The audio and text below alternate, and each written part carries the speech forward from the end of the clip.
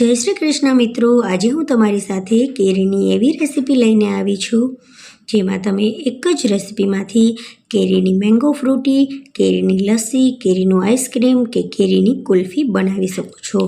Recipe ખૂબ જ સરળ છે અને ખૂબ જ ઝડપથી બની અને તૈયાર થઈ જાય છે। એક જ રેસીપીમાંથી આ બધી વસ્તુઓ તરત જ બની અને તૈયાર થઈ જશે અને તમે અંત સુધી જોજો, તમને આ રેસીપી બનાવવાનું ખૂબ જ મન થશે। તો ચાલો રેસીપી શરૂ કરીએ। જો મારી ચેનલ ઉપર નવા હોય ને તો મારી ચેનલને સબસ્ક્રાઈબ કરવાનું બિલકુલ નહીં ભૂલતા અને જો આ રેસીપી ગમે તો તમારા ફ્રેન્ડ્સ અને ફેમિલીમાં જરૂરથી શેર કરજો। અત્યારે માર્કેટમાં કાચી અને પાકી બંને કેરીઓ મળે છે, તો પાકી કેરી મેં અત્યારે 3 લીધી છે। હવે જો આપણે અહીંયા તેનો પલ્પ લેવાનો છે તો તમે કેરીની છાલ પાડીને પણ તેનો પલ્પ કાઢી શકો છો અને આ રીતે ચીર કરીને પણ તેનો પલ્પ નીકળી શકે છે।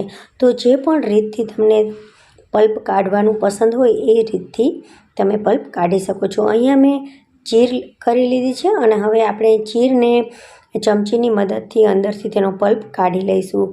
તો જે પણ રીત તમને પસંદ હોય એ રીતથી આપણે પલ્પ ભેગો કરવાનો છે કેરીનો। હવે આ રીત મને આસાન લાગે છે, સરળ લાગે છે, જેથી હું આ રીતનો ઉપયોગ કરું છું। હવે આ રીતે આપણે બધી કેરીનો પલ્પ કાઢી લેવાનો છે। બજારમાં અત્યારે કાચી અને પાકી બંને કેરીઓ મળે છે, તો હવે કાચી અને પાકી બંને કેરીઓ આપણે અહીંયા ઉપયોગ કરવાનો છે। તેનાથી આપણી જે રેસીપી બનશે ને તેનો ટેસ્ટ એકદમ ખાટો મીઠો સરસ મજાનો ટેસ્ટી રહેશે।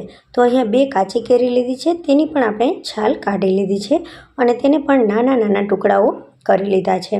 હવે આપણે કાચી અને પાકી બંને કેરીઓને એક કઢાઈમાં ભેગી કરી દઈશું। હવે 1 વાટકી જેટલું પાણી અને 1 વાટકી આપણે તેમાં ખાંડ ઉમેરીશું।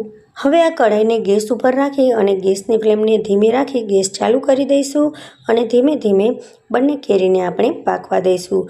4 થી 5 મિનિટમાં પાણી ઉકળવા માંડશે એટલે તેને ઢાંકી દઈશું અને ફરીથી વચ્ચે વચ્ચે આ રીતે મિક્સ કરતા રહીશું અને ચેક કરી લેવાનું કે જે કેરી છે, કાચી કેરી છે, તે સોફ્ટ થઈ ગઈ છે કે નહીં।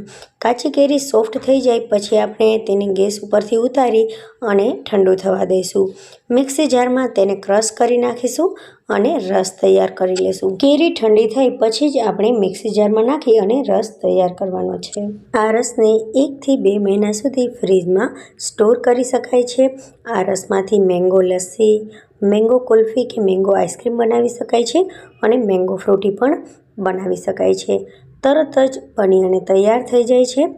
એક ગ્લાસમાં આપણે 2 થી 3 પીસ આઈસ ક્યુબના લઈશું, થોડોક આ કેરીનો રસ નાખીશું, પાણી નાખી અને મિક્સ કરી દઈશું। તો અહીંયા મેંગો ફ્રૂટી બની અને તૈયાર થઈ ગઈ છે। ઇન્સ્ટન્ટ તમને જોઈએ તેટલી મેંગો ફ્રૂટી બની અને તૈયાર થઈ જશે। તો એક જ રેસીપીમાંથી ઘણી બધી વસ્તુઓ બનાવી અને તૈયાર કરી શકાય છે। મિત્રો, રેસીપી ગમે ને તો શેર જરૂર કરજો।